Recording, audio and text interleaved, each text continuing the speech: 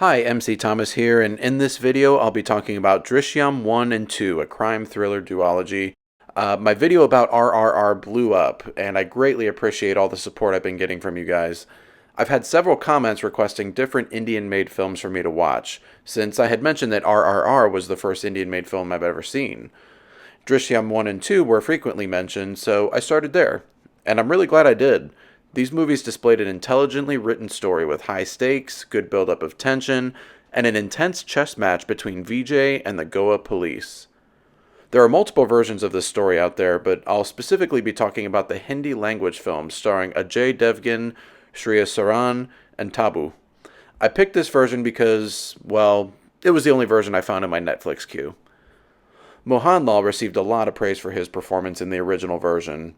Ajay Devgn, who also appeared in RRR with Shriya Saran, does a decent job in the leading role for the remake, though it's sometimes hard to get a read on his character's emotions. He's sometimes short and harsh with his family, but other times calm and compassionate. The standout actress for me was the talented and the beautiful Tabu, whom American audiences might recognize from Life of Pi.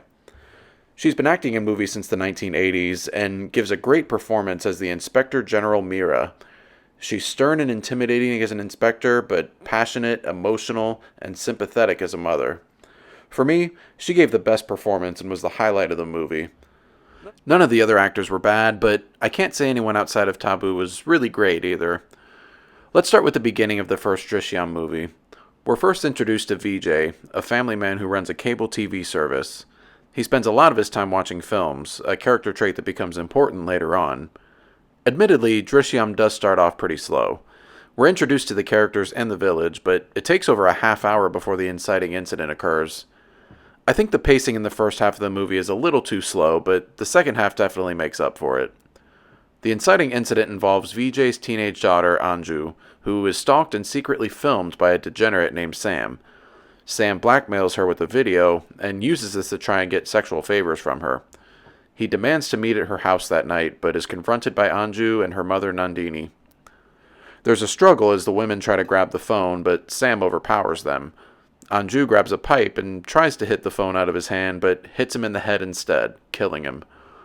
For as slow as the first part of the movie is, I do think this sequence of events happens a little too quickly in this scene, and it didn't meet its full potential as far as tension goes. In my opinion, there could have been a little more intensity if the scene was built up, and if Sam was a more sneaky villain with a weapon. The fight choreography seemed a little off too.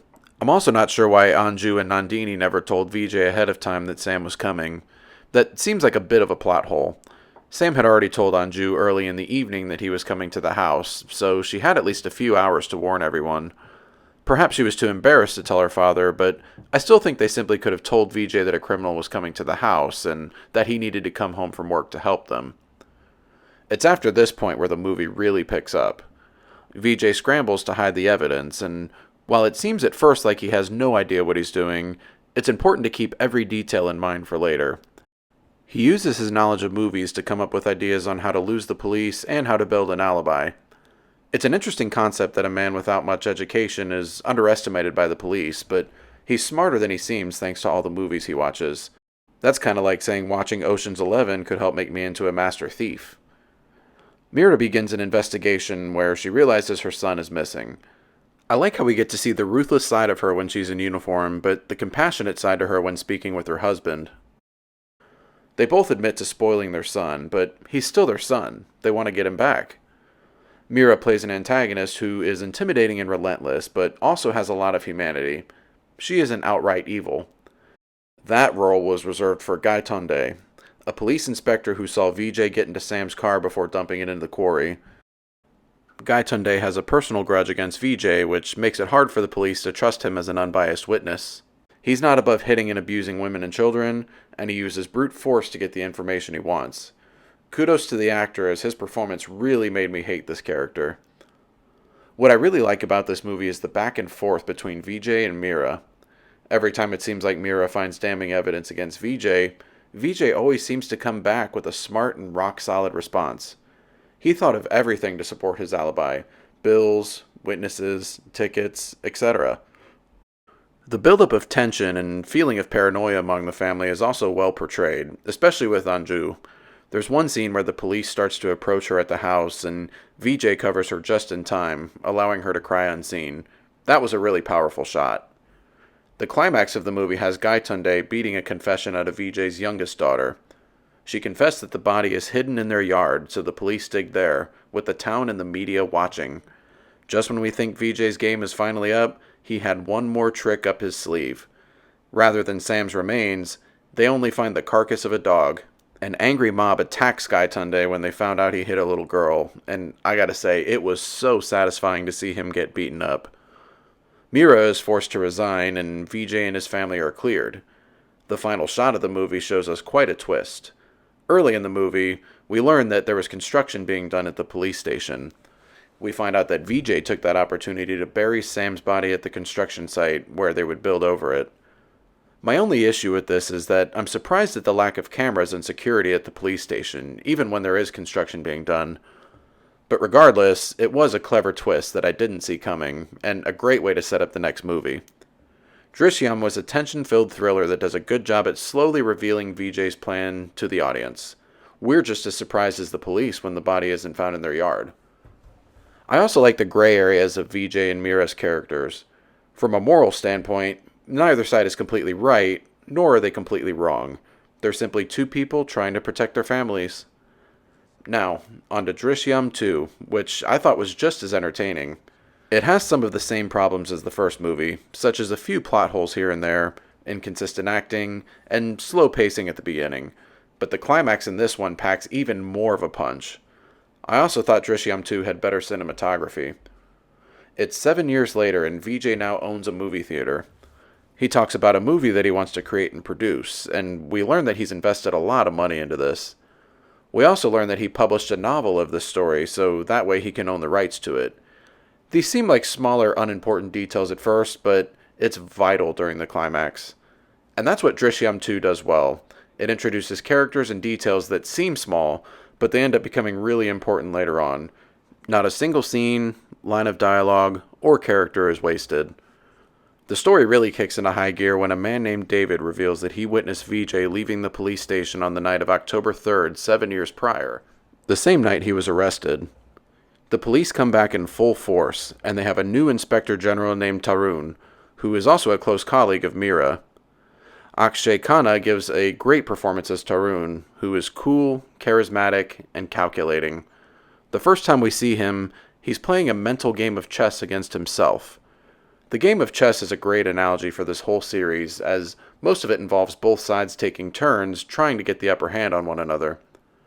Tabu is back as Mira, and her role in this movie isn't as prominent as the first, but she still makes an impact as a grieving mother looking for justice and vengeance. The difference with Drishyam 2 is that the police seem to have the upper hand throughout most of the movie. They have solid witnesses, not to mention undercover cops acting like VJ's neighbors. It really feels like Tarun and Mira are uncovering VJ's secrets and catching him completely off guard. And then the climax happens. We find out that VJ was one step ahead of them the entire time. Using connections he had made throughout the movie, he was able to replace Sam's remains. Not only that, but he followed the steps of his own published novel, called Drishyam, to make Tarun look like he simply copied a fictional story to try and make his case. I'm not kidding when I tell you that my jaw dropped during this entire climactic courtroom scene. I was on my feet pacing back and forth. Tarun was so certain of his victory, and I was too, but VJ fooled us all. The look VJ gives Tarun when walking out was priceless, and great vengeance after watching his family get roughed up by Gaitunde. I just wish Gaitunde would have gotten beaten up again. The movie ends with VJ and his family walking free once again.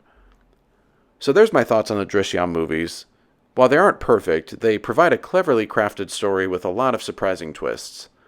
They made me think back to Glass Onion, a murder mystery with a tone that's much more comedic and over the top. The killer in that movie ends up being the most obvious choice from the start, and one character says, "It's so dumb it's brilliant," to which Detective Blanc says, "No! It's just dumb!" Glass Onion tries to mock stupidity, while also featuring many characters who make stupid choices. It's a movie that was more lighthearted and humorous, but it also wasn't as thrilling and thought-provoking as it could have been. In contrast, what was so refreshing about Drishyam was the level of intelligence of every major character. Vijay makes decisions that require foresight and detailed planning. Mira and Tarun make decisions that require high levels of critical thinking and deduction. The fact that the major characters are all so smart makes the proverbial chess match all the more exciting. I'm glad I watched the Drishyam movies, and I look forward to checking out more Indian made films. There are some other movies that I've gotten a lot of requests for in the comments, so look out for a poll on my channel where you can vote on which one you most want me to talk about in the future. Please like and subscribe if you enjoy my content. Thanks for watching, and I hope you all have a good one.